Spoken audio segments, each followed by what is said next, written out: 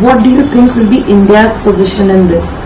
I think a lot of analysis has been done during the congressional visit to Dharamsala, where a lot of credit is given to the Indian government for allowing them to visit India, visit Dharamsala, make those statements, and they're on their way back met with Prime Minister Modi ji and also our Foreign Minister. So I think in Taiwan also it's being interpreted as validation of this visit to Dharamsala by the Indian government.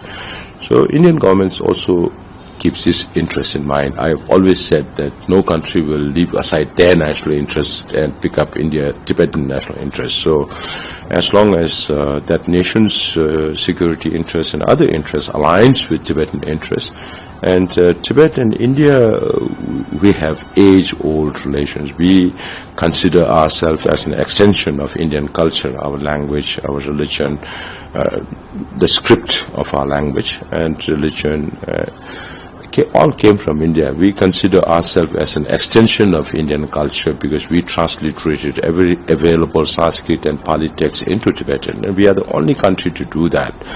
So we are a repository of one part of ancient Indian wisdom, and we are very grateful to the Indian government at the most difficult period of our history to give refuge here in India to His Holiness, and now there are about 72,000 Indian Tibetans in India. So, but I'm in no position, I have always said, I'm in no position to advise the Indian government. There are a lot of brainy people in the government, and they know exactly what to do.